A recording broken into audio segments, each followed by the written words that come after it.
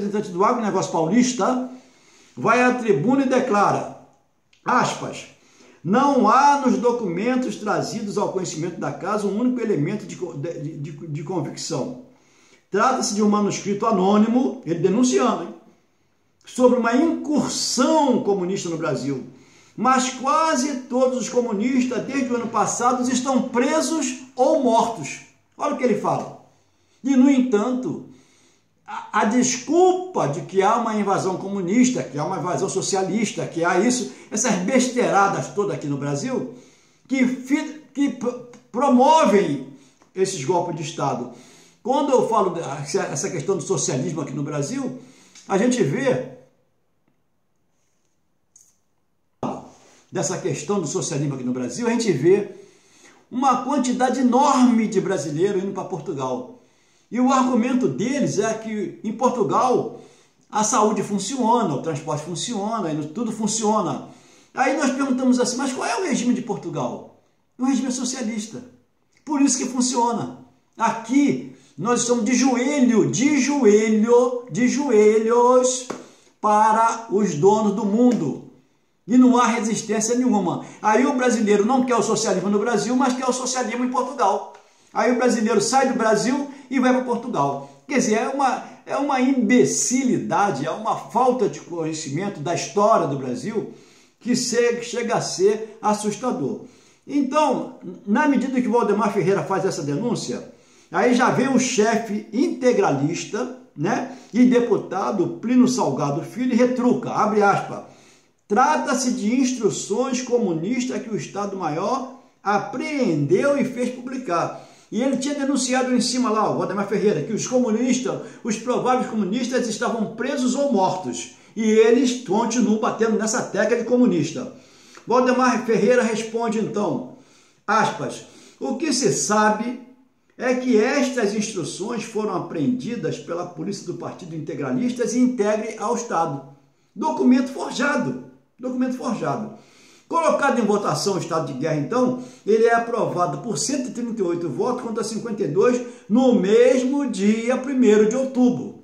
Isso quer dizer o quê? Quando eles querem que o Congresso funcione, ele funciona rápido, mas para defender os interesses do povo brasileiro, não. Aí eles esquecem de tudo.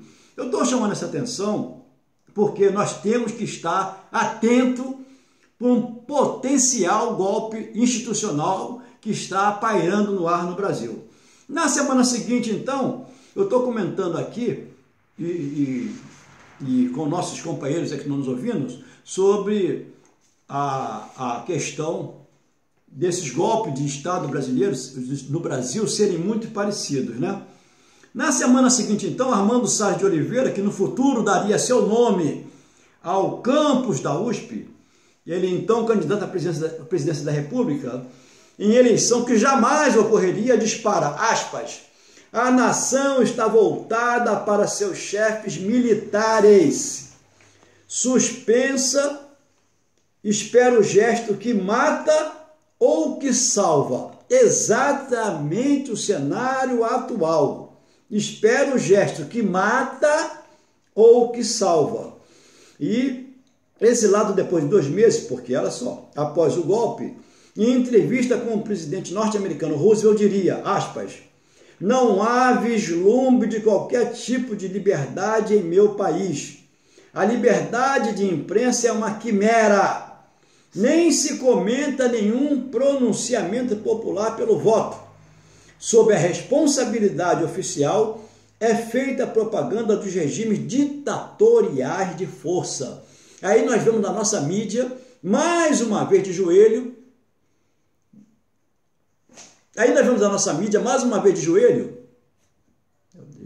a nossa mídia entregando, consubstanciando, não é? Contextualizando uns fatos que não traduzem a verdade. Nós temos que estar voltando lá de novo. Em 10 de novembro de 1937, o Exército cerca o prédio do Senado e Getúlio ordena o fechamento, tanto da Câmara quanto do Senado. É o princípio do Estado Novo, também como conhecido como a ditadura Vargas. que se estendeu até 1945.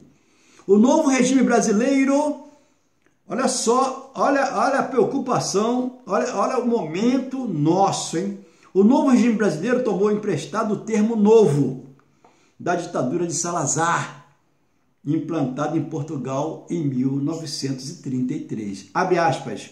O Estado Novo dispensa intermediários, não se utiliza de fragmentos de opinião, não permite facções de pensamentos nacionais,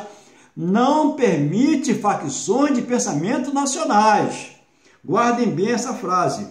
Não reconhece condomínios, parcelas, divisões, minorias ou maiorias. Quer uma nação coesa, coerente, sem antagonismo de ideias e nem de doutrinas. Sua força são os interesses supremos da pátria e seu poder coercitivo são as Forças Armadas. O que eu sempre falo, o dia que as nossas Forças Armadas se transformarem em forças amadas, verdadeiramente amarem os interesses nacionais, as nossas Forças Armadas vão defender a Petrobras, vão defender a entrega do nosso petróleo. As nossas Forças Armadas não podem permitir a entrega da nossa Embraer para a Boeing. As nossas Forças Armadas não podem permitir a doação lá na nossa base de Alcântara, o melhor lugar do mundo para se lançar. Não podem permitir isso. Nossas Forças Armadas precisam amar o Brasil. Esse é um apelo que eu sempre faço. Aí nós vemos aqui. Entretanto, nesse momento, as forças do Estado Novo não eram somente as Forças Armadas, embora infiltradas por elementos integralistas. Enquanto os batalhões das camisas verdes, nazifascistas, desfilavam entusiasticamente pelas ruas do Rio e de São Paulo sob os slogans Pátria, Deus, Anauê, o Diário Oficial proclamava a ditadura. Agora, preste atenção nessa frase que eu vou ler do Hitler. Olha a frase que eu vou ler, atribuída a Hitler, a Adolf Hitler. Ele fala em 1933 o seguinte, abre aspas, nós edificaremos uma nova Alemanha no Brasil. Olha a frase. Pode ligar aqui, senão vai dar problema também na outra máquina aqui. Que a nossa Constituição, ela diminui, ela impede a classe empresarial escravagista, a classe empresarial que só quer lucro, não investe nada na produção, na realidade, é lucro só. E quando nós acusamos de que privatizar faz mal ao Brasil, nós estamos fundamentando essa tese em todo o processo de privatização. Em nenhum desses processos que os empresários investirem verdadeiramente na origem daquilo que poderia ser a sua riqueza. O brasileiro investiu em tecnologia, o que o brasileiro investiu de dinheiro nacional para descobrir o pré-sal foi uma loucura. E várias empresas aí, transnacionais ou multinacionais nem são mais, porque é uma nacionalidade só, ela vai se infiltrando em todas as nacionalidades. Eles não investiram nada para descobrir o pré-sal, nada. Eles não têm tecnologia de água profunda, eles não têm tecnologia de águas ultra profunda. Dona Maria Rita, um grande abraço. Eles não têm tecnologia para chegar lá no pré-sal. E aí o que eles fizeram? Eles abriram, eles invadiram o Brasil, criando essa lei da terceirização e conseguiram terceirizar tudo.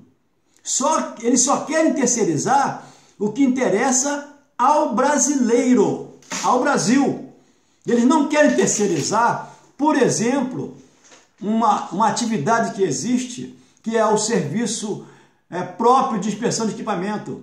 Por que eles chamam de serviço próprio? Porque tem que ser trabalhador próprio para agir, para inspecionar, não é? O SPI, famoso SPI, que é muito bom para as empresas, principalmente das empresas de petróleo. Dobra a vida útil do equipamento, dá prêmio de seguro para essas grandes empresas. É uma festa, para eles o nosso país, para eles verdadeiramente é uma festa. E para nós não há festa nenhuma. E eles acham que privatizar faz bem ao Brasil. Claro que não faz. Está aí o exemplo agora recente de energia elétrica. O reservatório está baixo. O problema é teu, empresário. O problema é teu. Não tem que botar bandeira vermelha nenhuma. Se ele quis entrar no setor elétrico, ele que assuma todos os riscos. Se ele quis entrar na malha ferroviária, ele que compre os seus vagões lá, os seus trens. Se ele quis entrar aqui nas barcas, ele que compre os seus catamarãs. Mas não. Quem tem que comprar é o Estado. Aí nós perguntamos, quem é o Estado, afinal de contas? O Estado somos nós. Quer dizer, a nossa missão é somente dar dinheiro para os empresários. E aí vem um louco falando em carteira verde e amarela para tirar tudo, todo pouco direito que o brasileiro tem. Eu não sei se eu já estou me alongando muito, porque esse tema é um tema complexo. E nós estamos falando aqui sobre a origem dos golpes, a semelhança dos golpes. Na próxima intervenção, mais tarde um pouquinho, nós vamos conversar sobre os países preocupados com a eleição brasileira em 2018. 16 países já manifestaram sua preocupação, mas depois, na próxima transmissão, nós vamos falar sobre isso, os países que estão preocupados com a eleição brasileira.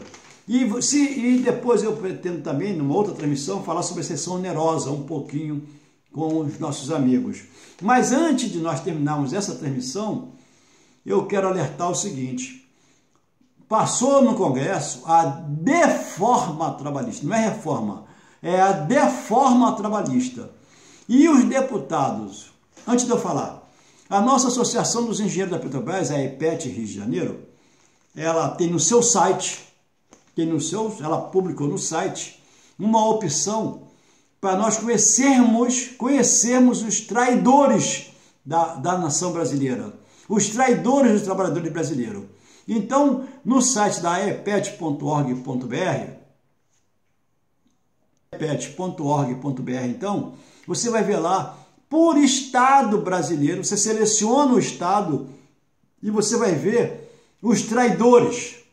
Além, existem os traidores e os traidores ao quadrado, quer dizer, os que são duplamente traidores.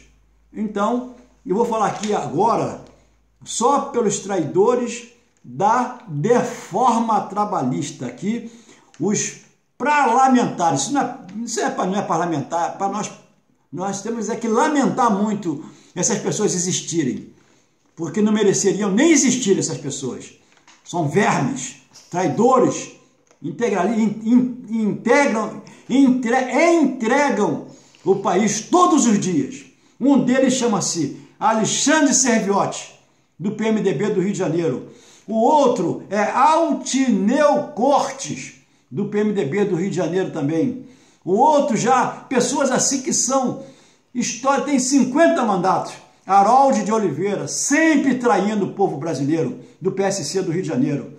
Celso Jacob, PMDB do Rio de Janeiro. Cristiane Brasil, que queria ser ministra do Trabalho, e todo mundo sabe as razões por que ela não foi ministra do Trabalho. E aí uma delas está aqui, aí. É apoiadora da deforma trabalhista. E é do Partido Trabalhista Brasileiro. Olha que país que nós estamos vivendo, hein? Pessoas do Partido Trabalhista votando contra trabalhador. Outro, Francisco Floriano, do DEM do Rio de Janeiro, é outro traidor dos trabalhadores também. O maior traidor, Jair Bolsonaro, na época PSC aqui do Rio de Janeiro, é um dos que também é contra o trabalhador, votou pela deforma trabalhista e ainda quer ser a autoridade máxima nesse Brasil. Não vai ser. Deus não pode ser injusto conosco, companheiros e companheiras. Júlio Lopes é outro também, do PP do Rio de Janeiro, que votou contra nós. Sheila Freitas, boa, bem-vinda.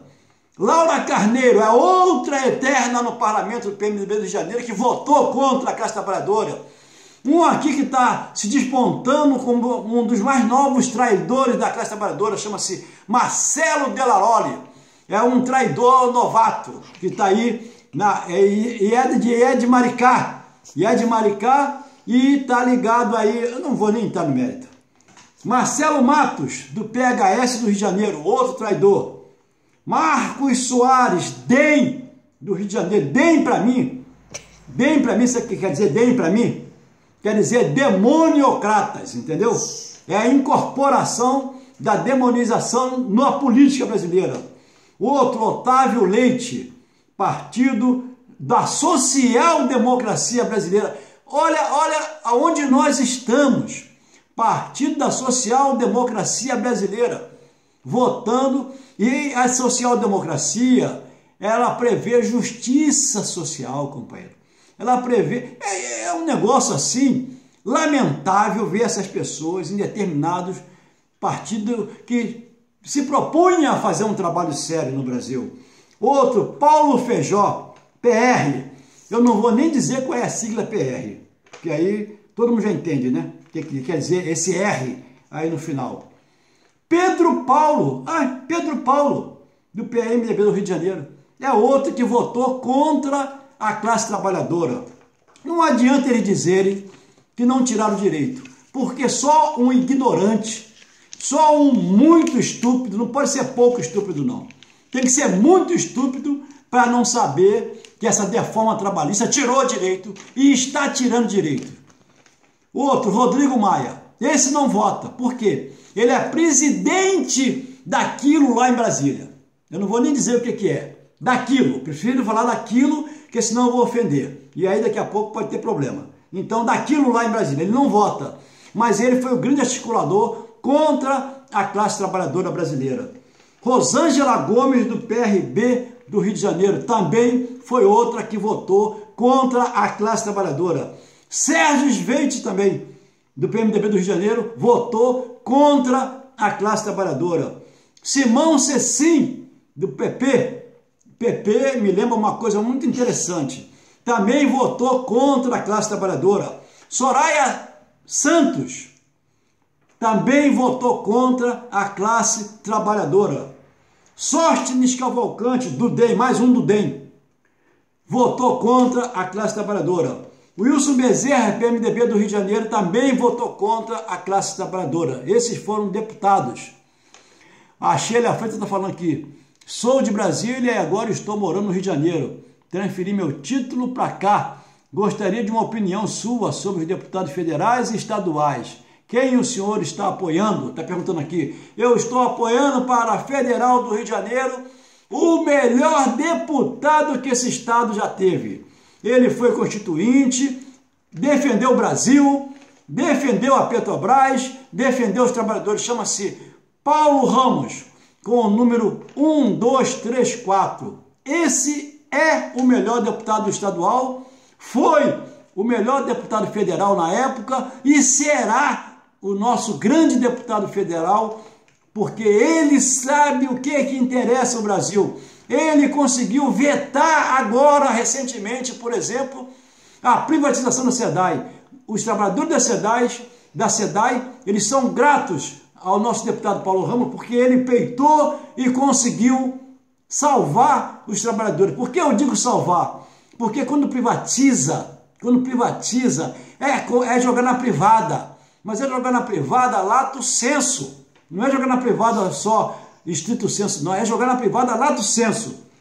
E como senador, aqui nós temos nesse panfleto que nós recebemos, temos 2 senadores aqui que votaram a favor da reforma trabalhista. Um é Eduardo Lopes, do PRB do Rio, e o outro é Romário, do PSB do Rio também.